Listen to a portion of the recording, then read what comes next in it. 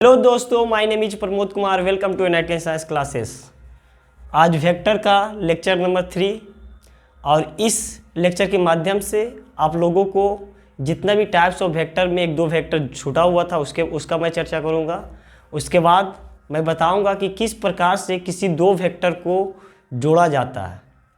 तो चलिए स्टार्ट करते हैं। तो सबसे पहले बात करते हैं सदिशों का मापांक क्या होता है। इसको इंग्लिश में बोला जाता है मॉडुलस ऑफ ए वेक्टर।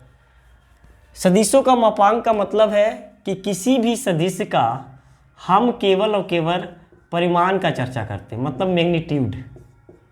मतलब अगर हमको किसी भी वेक्टर का मैग्नीट्यूड निकालना है, मतलब परिमाण निकालना है, तो हम लोग सदिशों का मापांक की सहायता से हम लोग क्या करते हैं, निकालते हैं। जैसे मान लिया जाए, सपोज कीजिए कि यहाँ पे ये एक्स एक्सिस, ये वाई एक्सिस, यहाँ से कोई भी ऑब्जेक्ट या कोई भी वस्तु इस पॉइंट से इस पॉइंट पे गया, पी पॉइंट पे गया, और इस सदिश का बोल रहा है कि मापांक निकालें।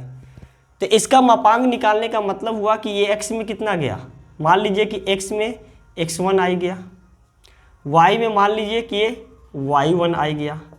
तो अगर सदिशों का मापांक निकालना मतलब मॉडुलस ऑफ वेक्टर निकालना है, तो हम निकालेंगे मॉड ऑफ आर वेक्टर।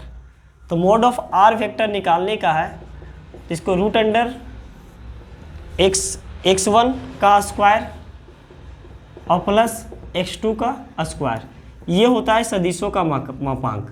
मतलब मापांक का मतलब हुआ कि उसका कुछ न कुछ वैल्यू आना चाहिए, कुछ न कुछ परिमाण आना चाहिए। जैसे मान लिया जाए, सपोज कीजिए कि ए कोई वेक्टर है, ये कोई वेक्टर है और ये इस पॉइंट से चला और इस पी पॉइंट पे गया, ठीक है। और ये त्रिविमीय है। त्रिविमीय का मतलब तीनों दिशा में चल रहा है, एक्स में भी चल रहा है, वाई में भी चल रहा है और जेड में भी चल रहा है। जैसे मान लिया जाए कि कोई भी चिड़िया और कोई भी बर्ड अगर फ्लाई करती है, तो मान लीजिए कि ये इस दिशा में जा रही है, कुछ समय के बाद वो अपना दिशा चेंज कर ली, मतलब थोड़ा कर्व हो गई। तो मतलब ये हुआ कि वो तीनों के तीनों 3D में जा रही है, मतलब त्रिविमीय में जा रहा है। तो उसका मतलब ये हुआ कि ये वेक्टर जो है mod of r vector x1 i चला और y1 आई चला और z1 आई चला, मतलब x1 में भी गया, y1 में भी गया और z1 में गया। तो इसका अगर बोलेगा कि सदिशों का मापांक निकालने के, तो mod of r equal to root under x1 का स्क्वायर प्लस y1 का स्क्वायर प्लस z1 का स्क्वायर। तो ये होता है सदिशों का मापांक, ठीक है। अब बात करते हैं कि एकांक सदिश क्या होता है और शून्य सदिश क्या होता है।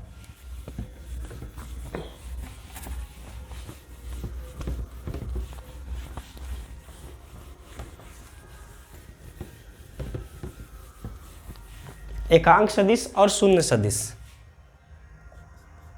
तो एकांक सदिश, इसको यूनिट वेक्टर बोला जाता है।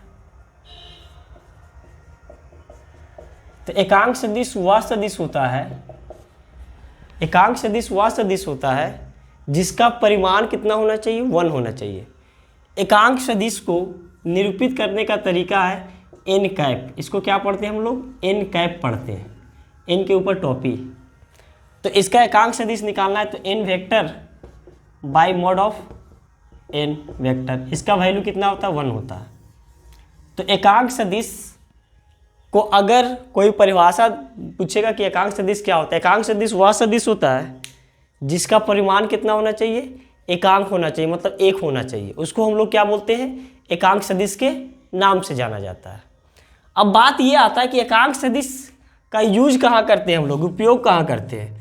तो एकांक सदिश का उपयोग हम लोग किसी भी स्केलर क्वांटिटी, मतलब अदिश राशि को हम लोग क्या किस में चेंज करने के लिए, अदिश राशि को हम लोग सदिश में बदलने के लिए किया जाता है।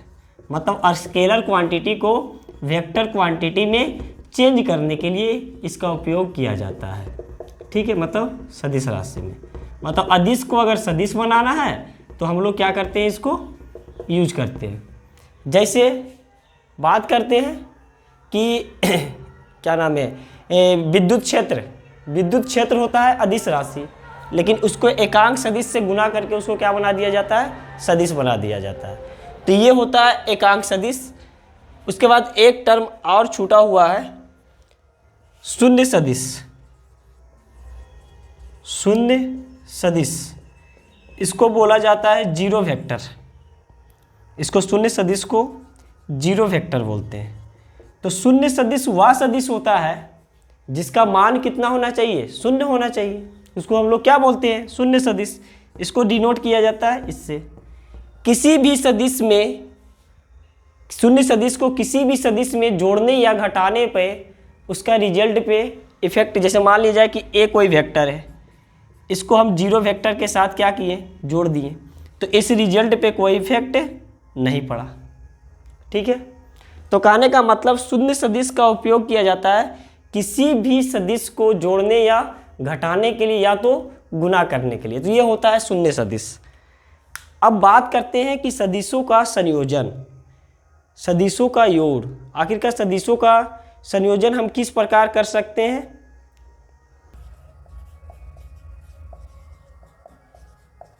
सदिशों का संयोजन, इसको इंग्लिश में बोलते हैं addition of vector. Addition of vector. तो किस प्रकार से दो वेक्टर को हम लोग जोड़ सकते हैं। ठीक है। जैसे मान लिया जाए कि अगर मान लिया जाए कि ए नाम का कोई व्यक्ति है जिसका वेट जो है 50 kg। ठीक है। बी नाम का कोई व्यक्ति है, इसका वेट मान लिया जाए कि 60 kg है। इसको क्या किए, इन दोनों आदमी को एक गाड़ी में हम इसको रख दिए इस प्रकार से, मतलब ये दोनों गाड़ी में बैठा हुआ है। ठीक है। ये 60 kg का और ये 50 kg का। तो इसका अगर बोलेगा एडिशन करने के लिए तो सिंपल एडिशन कर लेते हैं, क्योंकि ये क्या है, अदिश राशि है। द्रव्यमान क्या होता है, अदिश राशि। तो इसका वेट पूछेगा तो कार का जितना वेट था उससे 110 किलो क्या हो गया, बढ़ गया। तो इसका अगर एडिशन पूछेगा तो ए वेक्टर इजकल टू 50 kg और प्लस 60 kg, ये कितना हो गया, 110 kg। ये सिंपल एडिशन हो गया। तो जब कोई भी दो वस्तु को एडिशन करते हैं, मतलब जोड़ते हैं, तो सिंपल एडिशन से इसको क्या कर सकते हैं, जोड़ सकते हैं। लेकिन यदि बात करते हैं सदिश का, मान लिया जाए कि एक बॉडी है और इस बॉडी पे मान लिया जाए कि 2 न्यूटन का बल लग रहा है। ठीक है। और इसी बॉडी पे दूसरा कोण से 5 न्यूटन का बल लग रहा है। तो इसमें हम, क्योंकि ये क्या है, बल क्या है, बल एक सदिश राशि है और सदिश राशि का हम लोग सिंपल एडिशन नहीं कर सकते। मतलब 2 न्यूटन प्लस 5 न्यूटन, ये तुम्हारा कितना हो गया, 7 न्यूटन। इसका आंसर 60 न्यूटन नहीं होगा, क्योंकि किसी भी दो सदिश को हम सिंपल एडिशन से जोड़ नहीं सकते उसको। इसको जोड़ने का एक तरीका है। तो उस तरीकों को हम लोग उस तरीकों के उस रूल को हम लोग क्या करते हैं, पढ़ना स्टार्ट करते हैं। तो सदिशों का संयोजन 3 प्रकार से हम सदिश का संयोजन कर सकते हैं। पहला है सदिश का संयोजन हम 3 तरीके से कर सकते हैं। पहला है triangle law of vector addition. Vector addition, इसको हिंदी में बोलते हैं त्रिभुज का, इसको हिंदी में बोलते हैं त्रिभुज का नियम। तो त्रिभुज का नियम से हम लोग क्या करेंगे, 2 सदिश को जोड़ देंगे। दूसरा है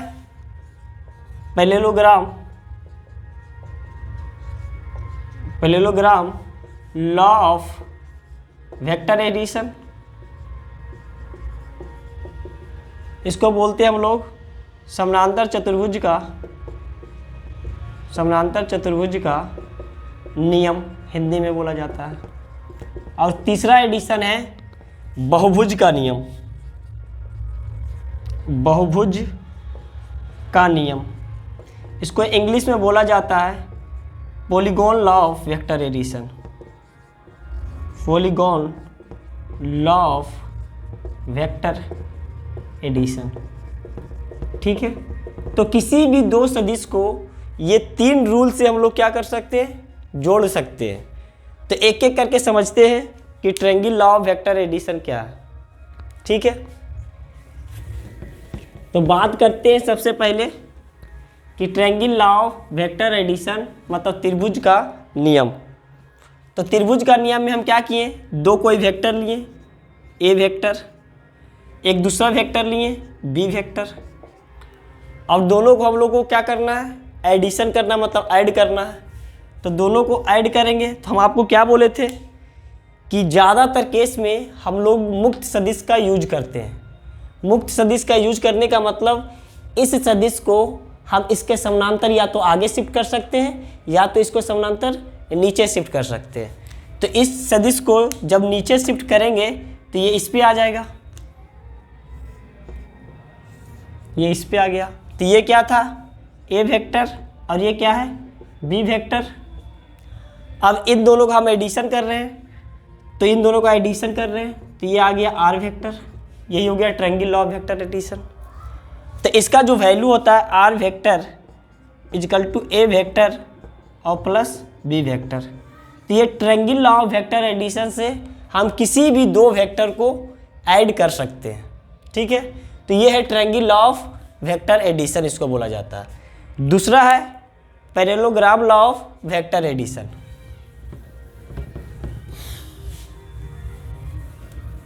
दूसरा है पैरेललोग्राम लॉ ऑफ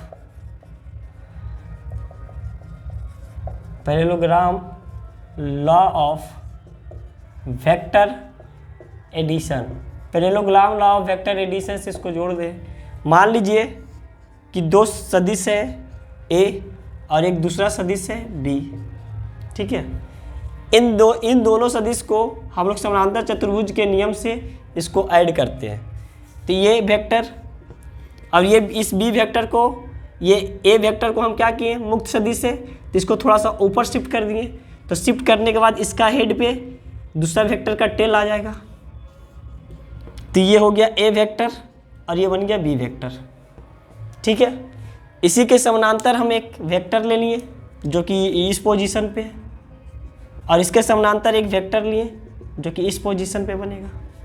ठीक है, तो ये वेक्टर, तो ये भी ए वेक्टर, ये बी वेक्टर, तो ये भी बी वेक्टर।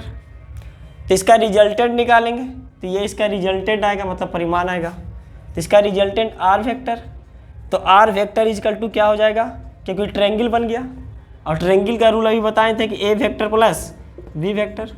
तो कहने का मतलब हुआ कि या तो त्रिभुज का नियम या तो समानांतर चतुर्भुज का नियम, ये भी क्या बनता है, r vector is equal to a vector plus b vector.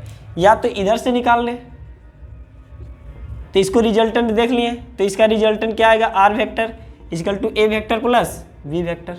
तो या तो समानांतर चतुर्भुज का नियम ले या तो त्रिभुज का नियम ले, तो दोनों का addition R vector is equal to a vector plus b vector आ रहा है। अब बात करते हैं बहुभुज का नियम, मतलब polygon law of vector addition. तीसरा बात करते हैं